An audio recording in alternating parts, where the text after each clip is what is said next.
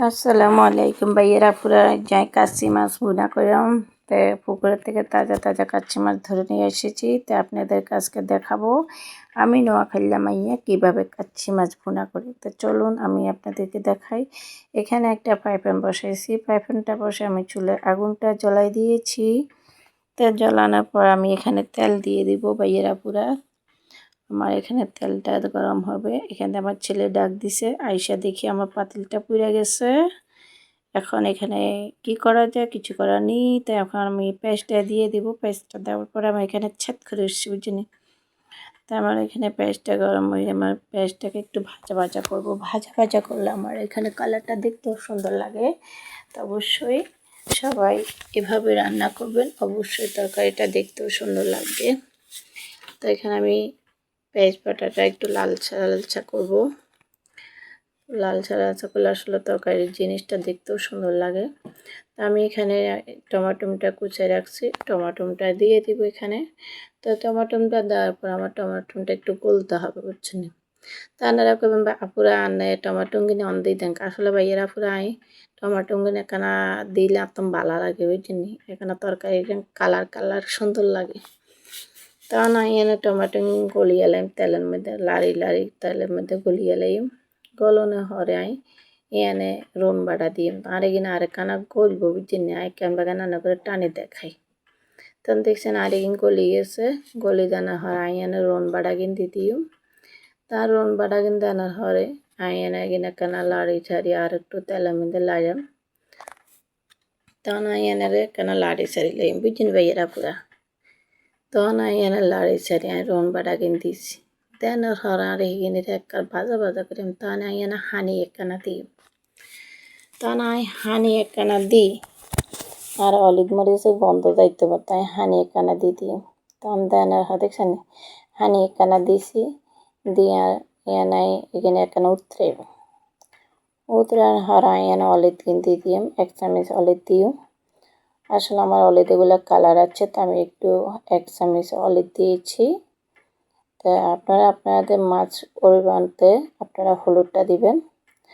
তো আমার এখানে মাছ আছে আধা কেজির মতন, তো আমি এই জন্য নিয়ম মতো হলুদটা দিয়েছি।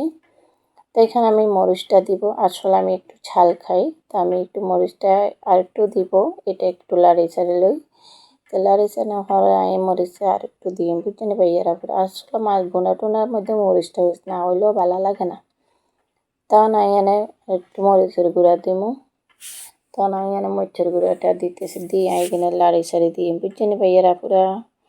তখন এখানে লাড়ি চাড়ি দেওয়ার হয় এখানে স্বাদ পরিমাণ লবণ দিব। আর সব মেয়েরা পুরা জানে তরকারির মধ্যে লবণ না হইলে কিচ্ছু ভালো লাগে না। তখন এখানে এলে তরকারির মধ্যে লবণ দিয়ে দিছি। এখানে জিরার গুঁড়া আছে, জিরার গুঁড়া কয়টা জিরা গুঁড়া আমি চুড়াই রাখছি। তো এখন আমি এখানে জিরা গুঁড়া দিয়ে দিচ্ছি, দিয়ে আমি এগুলোকে লাড়ি চাড়ি তারপর আমি এখানে ঢাকনা দিয়ে দেব।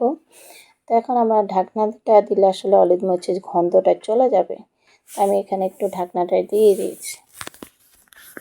তখন আমার ঢাকনাটা অলিভ মরিচের গন্ধ চলে গেছে, আমি একটু উল্টাবো। দেখেন আমার তরকারির কালারটা কীরকম হয়ে গেছে।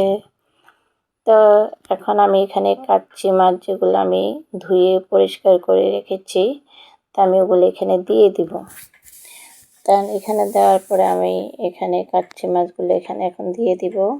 আমার তরকারির মশলাটা কষানি শেষ। দেখছেন কি সুন্দর সুন্দর গোড়া গোড়া কাচ্চি মাছ, উফ সেই স্বাদ। আজকে দিন কয় ফেলে ভাত খাইম ভাইয়েরা পুরা কল্পনার বাইরে। তখন এখানে কাচ্চি মাছগুলো আস্তে আস্তে আস্তে আস্তে লাগতেছে, বুঝছেন। এখানে তো বেশি আর লাড়ন জানা, তাই এখানে আস্তে আস্তে লাগতেছি লাড়ি লাড়ি। তাই এখানে এখানে করে দিই, ঢাকনা দিয়ে দিই, বুঝছেন ভাইয়েরা পুরা। তার অলিভ মরিচের মাছের লগে একটা যে গন্ধটা আছে ওটা চলে যাবে, তাই এনে দিয়ে দিই। তো এখান দিয়ে ভাইয়েরা রাখার কথা এখানে হানি কিনে দিয়ে দিচ্ছি। রান্না করে এটা দেখাই না, আর ফোন আইসে এই জন্য রান্না করে হানি কেন দেখাইতাম হারি না, তার জন্য আই এম সরি। তো এখন আমি হানিটা দিয়ে দিয়েছি, হানিটা দেওয়ার পরে আমার এখানে উতরাইছে। উতরানোর পরে আমার এখানে মাছটা এখন ঝোলটা আস্তে আস্তে আমি কমাবো।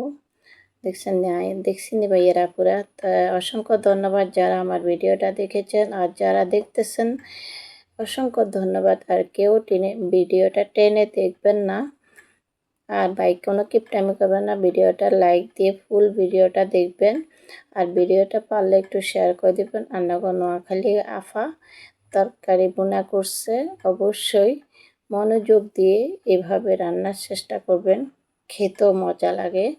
তো ভালো থাকবেন, সুস্থ থাকবেন। আসসালামু আলাইকুম।